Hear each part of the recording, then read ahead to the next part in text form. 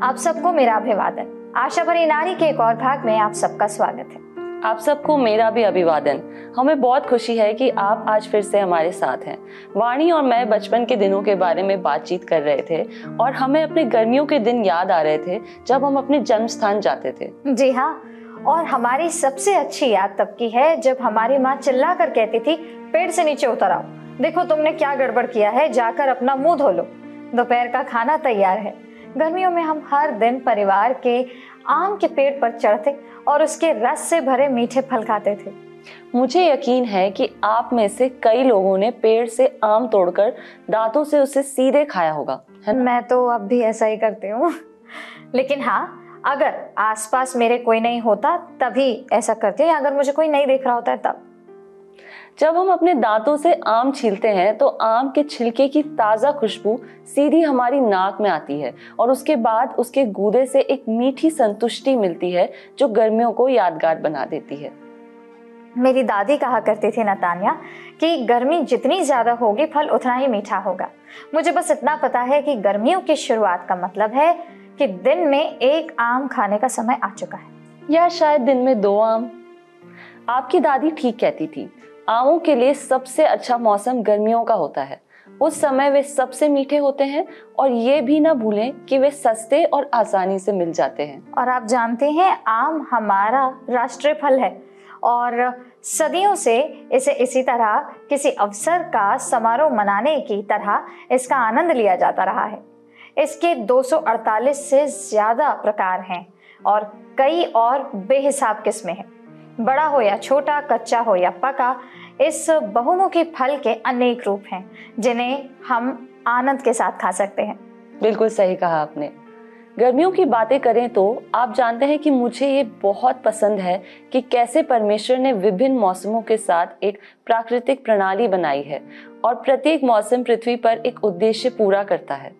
पुराने दिनों में लोग मौसम के हिसाब से ज्यादा तालमेल रखते थे क्योंकि उनका जीवन और रोजगार इस पर निर्भर करता था।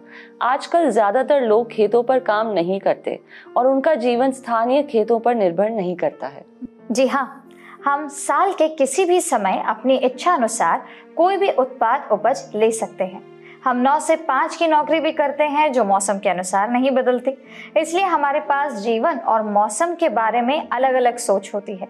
हम सोचते हैं कि जब भी हम परमेश्वर से कुछ चाहते हैं तो उसे पाने का सही समय होना चाहिए, लेकिन जब हमें वो नहीं मिलता तो हम निराश हो जाते हैं और परमेश्वर से और उसके साथ अपने संबंधों में नाखुश होते हैं। आजकल हमें साल भर आम मिलते हैं, लेकिन वे निश्चित रूप से गर्मियों के आमों जितने मीठे नहीं होते। बिल्कुल। उत्पत्ति 1:14 देखिए। फिर परमेश्वर ने कहा, दिन को रात से अलग करने के लिए आकाश के अंतर में ज्योतियां हों और वे चिन्हों और नियत समयों और दिनों और वर्षों के कारण हों। ऋतुएं परमेश्वर की रचना है और प्रभु उनका उपयोग हमसे बात करने और हमें अपने तरीकों के बारे में सिखाने के लिए करते हैं। किसी भी समय पृथ्वी 2 बहुत अलग ऋतुओं से गुजर रही होती है। यदि उत्तरी गोलार्ध सूर्य के करीब है तो वहां वसंत और ग्रीष्म ऋतु होती है। उसी समय दक्षिणी गोलार्ध में पतझड़ और सर्दियों का मौसम होता है। परमेश्वर जानवरों और वनस्पतियों के जीवन में वृद्धि के लिए मौसम या ऋतुओं का उपयोग करते हैं और वो हमें फलदायी बनाने के लिए भी उनका उपयोग करते हैं। हमें अपनी ऋतुओं के साथ तालमेल बिठाने और हर नए मौसम के लिए आवश्यक तैयारी करने की आवश्यकता है। जी हाँ, पिछले कुछ हफ्तों से हम बागवानी और उससे मिलने वाली शिक्षा के बारे में बात कर रहे हैं जो हमें परमेश्वर के साथ चलने में मदद करने के लिए होती है। हम में से जो लोग बागवानी से प्यार करते हैं उन्हें समझना चाहिए कि मौसम हमारे बगीचे को कैसे प्रभावित करते हैं। आगे की सोचना और प्रत्येक मौसम के लिए सही पौधों का चयन करना आवश्यक है ताकि मौसम चाहे जो भी हो, हमारा बगीचा फलता फूलता रहे। दुर्भाग्य से ये उतना आसान नहीं है जितना कि पौधे चुनना। उन्हें अपने बगीचे में एक अच्छे स्थान पर रोपना और सर्वोत्तम की आशा करना। पौधे मौसम के बदलावों को पहचान सकते हैं और अपने बदलते वातावरण के अनुकूल ढल सकते हैं, जिसका मतलब है कि कुछ पौधे सर्दियों में जीवित नहीं रह सकते हैं जबकि अन्य जीवित रह सकते हैं। परमेश्वर के मौसम पृथ्वी और हमारी आत्मिक भलाई के लिए मूल्यवान है। इससे आपका क्या मतलब है? नतान्या, ऐसा लगता है कि सर्दियों के दौरान पौधे अपनी सारी सुंदरता खो देते हैं और लगभग बेजान हो जाते हैं। मेरा मानना है कि हमारे जीवन में सर्दियों के समान कई मौसम होते हैं जब हमें व्यस्तता और अपने कामों से दूर रहने की जरूरत होती है। यह वह मौसम है जब हमें प्रभु की तलाश करने और उनके साथ गहराई से जुड़ने में अधिक समय देने की जरूरत होती है। मुझे समरूपता का ये उदाहरण पसंद आया। इसका मतलब है कि वसंत या गर्मियों में गतिविधियां बदलने लगती हैं। ये हल चलाने, बीज बोने और जो बोया गया है उसे पोषित करने का समय है। हमारे जीवन के उज्जवल धूप वाले मौसमों की तरह जब करने के लिए बहुत कुछ होता है। बिल्कुल ठीक कहा आपने, मैं आपसे सहमत हूँ। और फिर छटाई का मौसम आता है। भारत में पेड़ों को छांटने का सबसे अच्छा मौसम निष्क्रिय मौसम में होता है, जो खासकर दिसंबर में फरवरी के सर्दियों वाले महीने होता है।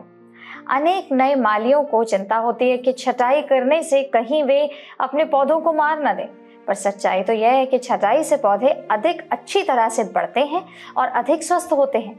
एक शाखा को काटने से एक रासायनिक प्रतिक्रिया होती है जिससे नए पत्ते और शाखाएं विकसित होने को बढ़ावा मिलता है। यूहन्ना 15:1-4 में यीशु कहते हैं, सच्ची दाखलता मैं हूँ और मेरा पिता किसान है। जो डाली मुझ में है और नहीं फलती उसे वह काट डालता है, और जो फलती है उसे वह छांटता है ताकि वो और फले। तुम तो उस वचन के कारण जो मैंने तुमसे कहा है शुद्ध हो। तो मुझ में बने रहो और मैं तुम में। जैसे डाली यदि दाखलता में बनी ना रहे तो अपने आप से नहीं फल सकती, वैसे ही तुम भी यदि मुझ में बने ना रहो तो नहीं फल सकते।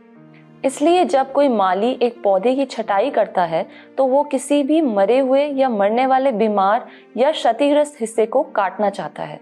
यहाँ यीशु खुद को एक दाखलता, परमेश्वर को माली और हमें डालियों के रूप में बताते हैं। हमारा माली जानता है कि हमारे लिए क्या सबसे अच्छा है और उसके मन में सबसे बड़ी भलाई है। वो चाहता है कि हम फल लाने वाले बने और अपने जीवन में ऐसे काम करें जो हमें फलदायी बनने में मदद करें। कभी कभी इसका मतलब है कि हम अपने जीवन में कुछ परीक्षाओं या कठिनाइयों को आने देते हैं जो हमें और अधिक मजबूत बनाती है। जब एक पौधे की छटाई की जाती है तो उसे मुख्य तन से पोषण लेना पड़ता है। इसे छटाई के संघर्ष से उबरना पड़ता है और इसके घाव को ठीक करना पड़ता है ताकि उस क्षेत्र से एक मजबूत डाली उगना शुरू हो सके। जब हम परीक्षाओं का सामना करते हैं तो हमें यीशु से अपनी सामर्थ मांगनी चाहिए। अगर हम अपनी शक्ति पर भरोसा करने की कोशिश करते हैं तो हम लड़खड़ा जाएंगे, क्योंकि आत्मनिर्भरता के हमारे प्रयास को अविश्वसनीय रूप से उजागर किया गया है। केवल परमेश्वर ही हमें कभी निराश नहीं करेगा। वह चाहता है कि हमें उसकी स्थिरता और विश्वास योग्यता की याद दिलाई जाए और हमें अपनी शक्ति के स्रोत के रूप में इस्तेमाल करें।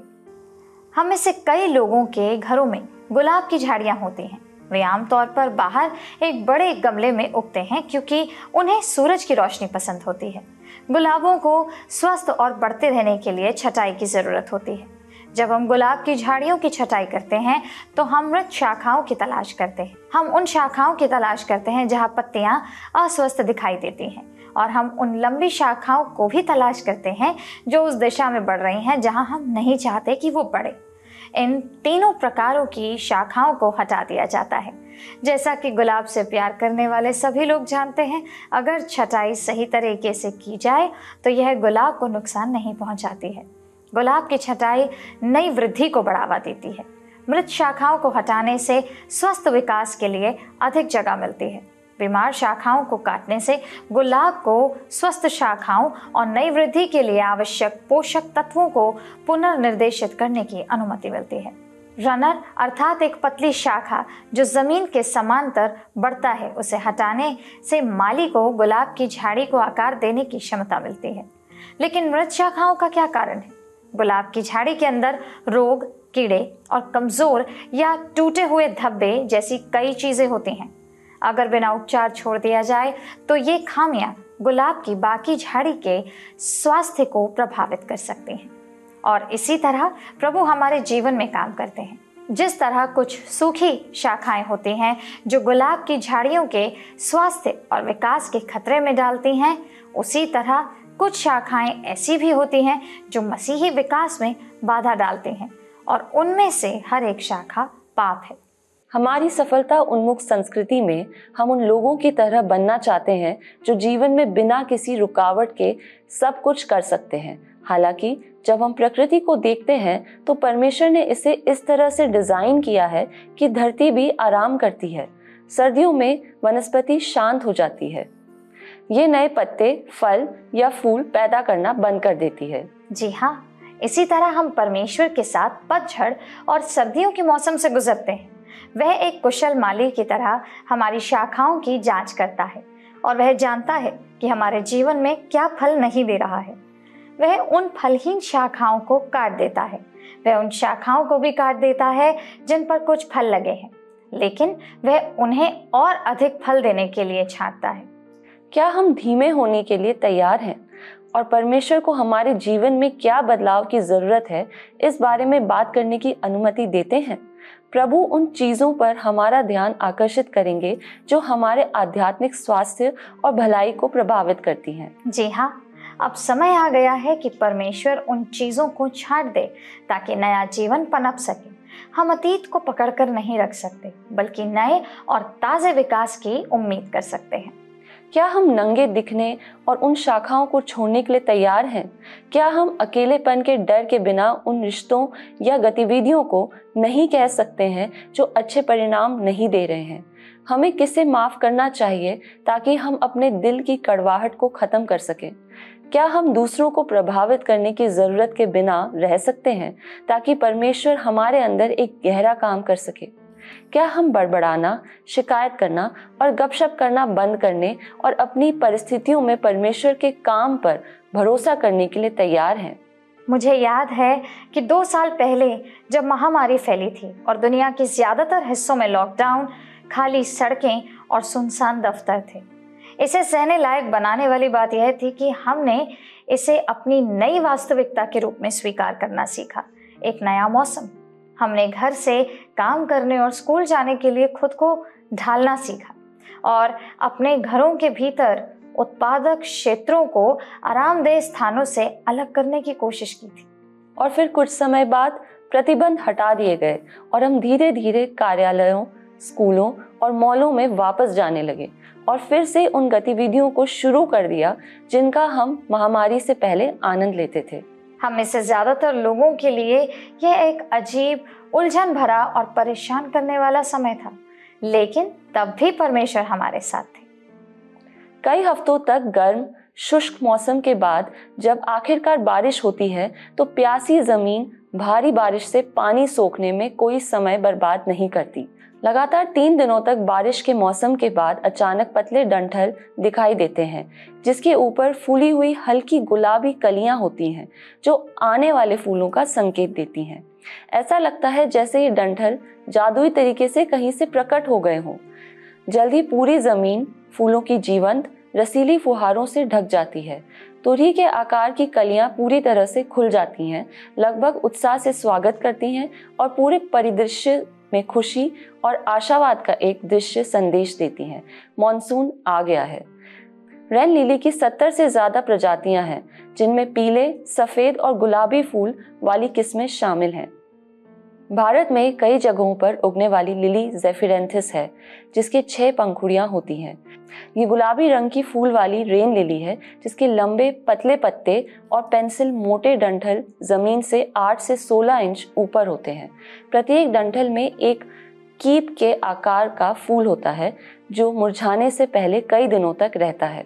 रेन लिली की तरह ही अन्य फूल भी आसानी से उग सकते हैं, लेकिन कोई भी उस प्रदर्शन से मेल नहीं खाता जो रेन लिली सबसे अंधेरे और तूफानी मौसम के तुरंत बाद पैदा करती है। रेन लिली इस बात का सबूत है कि धूप हमेशा बारिश के बाद आती है और सबसे बुरे समय में भी चमक का एक अंश उदासी को दूर भगा सकता है। वाह! सबोपदेशक 3:1-8 कहता है, हर चीज के लिए एक समय है। स्वर्ग के नीचे हर गतिविधि के लिए एक समय है। जन्म लेने का समय और मरने का समय, बोने का समय और काटने का समय, मारने का समय और चंगा करने का समय, तोड़ने का समय और बनाने का समय, रोने का समय और हंसने का समय, शोक करने का समय और नाचने का समय, पत्थर फेंकने का समय और पत्थर इकट्ठा करने का समय, गले लगाने का समय और दूर जाने का समय, खोजने का समय और खोजना छोड़ देने का समय, रखने का समय और फेंक देने का समय, फाड़ने का समय और सुधारने का समय, चुप रहने का समय और बोलने का समय, प्यार करने का समय और नफरत करने का समय, युद्ध का समय और शांति का समय। आमीन। ये हमारे जीवन में भी सच है। जिस तरह प्रकृति मौसमी बदलावों से गुजरती है, उसी तरह हम भी गुजरते हैं और हर मौसम का आपके जीवन में एक उद्देश्य होता है। ये आपको आराम देने के लिए हो सकता है, ये आपको एक मसीही के रूप में आगे बढ़ाने के लिए हो सकता है, ये आपको परमेश्वर पर अधिक भरोसा करने और उस पर निर्भर रहने में मदद करने के लिए हो सकता है। आपके जीवन में चाहे जो भी मौसम हो, परमेश्वर के पास इसके लिए एक उद्देश्य है और इसमें अच्छाई है। भारतीय बादाम के पेड़ भारतीय सड़कों, पार्कों और बगीचों में बहुत आम तौर पर देखे जाते हैं। वे आमतौर पर 30 से 35 मीटर की ऊंचाई तक बढ़ते हैं, बड़े अंडाकार आकार के हरे चमड़े के पत्तों के साथ। शाखाएं लगभग क्षैतिज रूप से बढ़ती हैं, जिसमें पेड़ के तने पर एक ही बिंदु से कई शाखाएं निकलती हैं। मौसम के हिसाब से इनके पत्ते रंग बदल सकते हैं, कभी कभी पीले या गहरे लाल रंग के भी हो सकते हैं। भारतीय बादाम के पेड़ छोटे सफेद फूल पैदा करते हैं, जो सफेद या क्रीम कलर के होते हैं। फल ही इस पेड़ को बादाम का पेड़ नाम देता है। वे छोटे और हरे रंग के होते हैं, लगभग 2 से 3 सेंटीमीटर लंबे और चपटे होते हैं और बाद में पीले से लाल और फिर बैंगनी रंग में बदल जाते हैं। भारतीय बादाम का पेड़ तेजी से बढ़ने वाला और सुंदर दिखने वाला होता है, जो इसे बगीचों में पसंदीदा बनाता है। इन्हें ज्यादातर सजावटी पेड़ों के रूप में उगाया जाता है, हालांकि इनके कई अन्य उपयोग भी हैं। जड़ें एक बड़े क्षेत्र में क्षैतिज रूप से फैलती हैं, जिससे ये मिट्टी के कटाव को रोकने के लिए एक अच्छा विकल्प बन जाता है। यह जानना दिलचस्प है कि उष्णकटिबंधीय भारतीय बादाम के पेड़ और बगल में रहने वाली मछलियां और झींगा अन्य जल में रहने वाले अपने समकक्षों की तुलना में अधिक स्वस्थ और जीवंत पाए गए। बादाम के पत्तों में मजबूत जीवाणुरोधी गुण होते हैं और वे मछलियों को स्वस्थ रखने में मदद करते हैं और बेहतर प्रजनन को बढ़ावा देते हैं। जब सूखे पत्ते पानी में गिरते हैं तो वे एक मजबूत भूरे रंग का रंग छोड़ते हैं, जो टैनिक एसिड जैसे कार्बनिक अम्लों से भरा हुआ होता है, जो धीरे धीरे पानी में पीएच स्तर को कम करता है, जिससे इसके समृद्ध कार्बनिक यौगिक निकलते हैं और हानिकारक रसायनों को अवशोषित करते हैं। जब सर्दी आती है तो पेड़ों पर लगे पत्ते गिरने से पहले ही रंग बदलने लगते हैं। हालांकि पेड़ खाली और उदास दिखते हैं, लेकिन परमेश्वर ऐसा क्यों होने देते हैं? इसका एक कारण है। अगर इस पतझड़ में वे पत्ते नहीं गिरते तो वसंत में नई वृद्धि नहीं होती। परमेश्वर ने हर मौसम को एक उद्देश्य के लिए बनाया है। जी हाँ, भजन संहिता 104:19-24 में भजनकार कहता है, उसने नियत समयों के लिए चंद्रमा को बनाया है, सूर्य अपने अस्त होने का समय जानता है। हे यहोवा, तेरे काम अनगिनत हैं, इन सब वस्तुओं को तूने बुद्धि से बनाया है, पृथ्वी तेरी संपत्ति से परिपूर्ण है। हम इस समय अपने जीवन के सबसे अच्छे दौर से गुजर रहे हैं।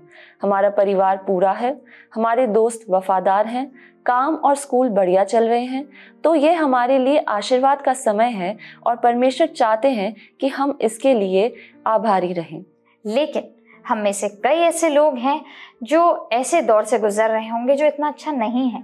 हमारे दोस्त व्यस्त हैं या आर्थिक स्थिति पिछले साल से ज्यादा मुश्किल है। हो सकता है हमारे घर में लड़ाई झगड़ा हो या शायद खाने की मेज से कोई नदारद हो। यह हमारे लिए परीक्षा का दौर हो सकता है, लेकिन परमेश्वर चाहता है कि हम इस दौर के लिए भी आभारी रहें।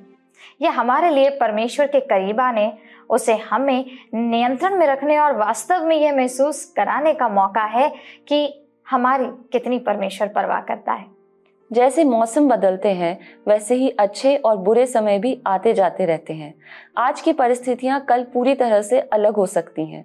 आज हम जिन लोगों को नहीं जानते, वे अगले सप्ताह हमारे मित्र बन सकते हैं।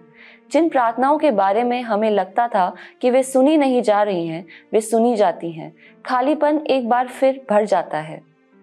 क्या हम वसंत, गर्मी, पतझड़ या सर्दी के मौसम में हैं? हम चाहे जिस भी मौसम में हो, हमें याद रखना चाहिए कि हम उस मौसम को अपनाएं जिसमें परमेश्वर ने हमें अभी रखा है। ऐसा करने के लिए हमें अपने भटकते हुए दिल को याद दिलाना होगा कि हमारा परमेश्वर कौन है और हम किसके हैं। वसंत ऋतु वो समय है जब हम सर्दियों के अंधेरे मौसम के बाद परमेश्वर की प्रसन्नता को खोजते हैं।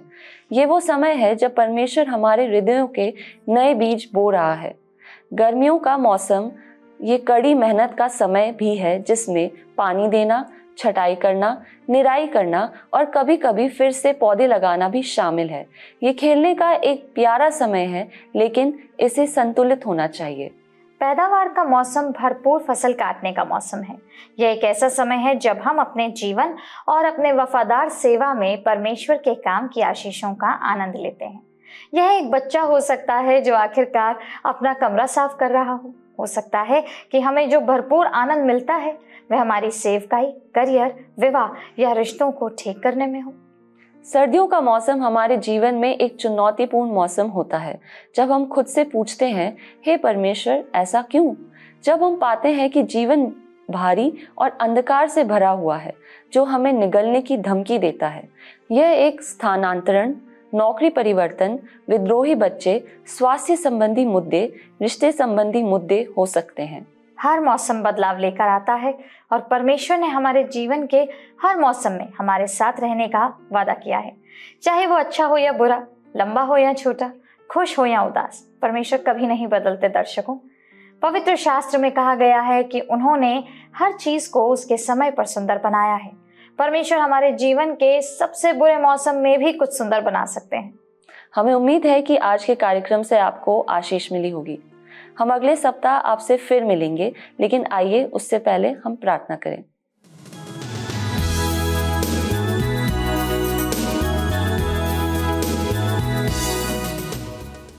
आइए प्रार्थना करें। अत्यंत महान, करुणामयी और दयालु पिता परमेश्वर, आज के सुंदर कार्यक्रम के लिए फिर से आपका धन्यवाद करते हैं पिता परमेश्वर। आज के सुंदर कार्यक्रम में जो वचन आपने हमारे संग बांटा है पिता परमेश्वर, होने दीजिए पिता परमेश्वर कि हम में से प्रत्येक के जीवन में वो वचन फलदायी होने वाला हो सके पिता परमेश्वर। मैं मांगती हूँ पिता परमेश्वर कि जैसा कि आपने भिन्न भिन्न मौसम बनाए हैं पिता परमेश्वर, और हर एक मौसम के पीछे आपका खुद का एक प्लान है पिता परमेश्वर, होने दीजिए पिता परमेश्वर कि हम उस उद्देश्य को समझने वाले हो सके पिता परमेश्वर, और हर मौसम में ढलने वाले हो सके पिता परमेश्वर। हम मांगते हैं पिता परमेश्वर कि जब हम किसी कठिन मौसम से होकर गुजरें या कठिन परिस्थितियों में हो पिता परमेश्वर, तो आप हमें उस परिस्थिति का सामना करने के लिए हिम्मत और ताकत दीजिए पिता परमेश्वर। जैसा कि वचन में लिखा है कि आप किसी भी परिस्थिति को सुंदर बना सकते हैं पिता परमेश्वर, होने दीजिए पिता परमेश्वर कि आपका वचन और आपकी समझ हमें उस परिस्थिति से लड़ने के लिए मदद करे पिता परमेश्वर।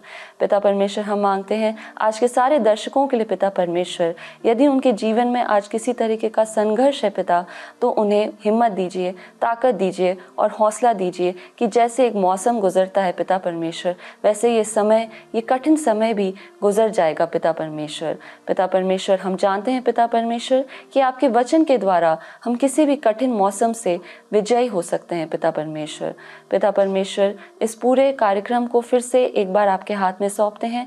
आगे के कार्यक्रमों के लिए भी दुआ मांगते हैं पिता परमेश्वर कि आपका वचन देहधारी होने वाला हो सके पिता परमेश्वर। इस दुआ को हमारे उद्धारकर्ता प्रभु यीशु मसीह के नाम से मांगते हैं, आमीन।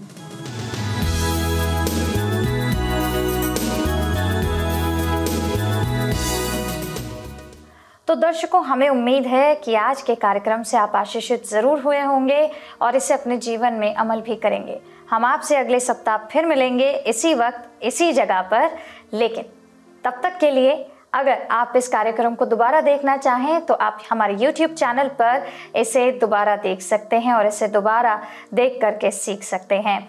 और अगर आपके पास कोई सुझाव है या आपके पास में कोई निवेदन है तो स्क्रीन पर आ रहे नंबर पर हमें मिस कॉल जरूर दीजिएगा।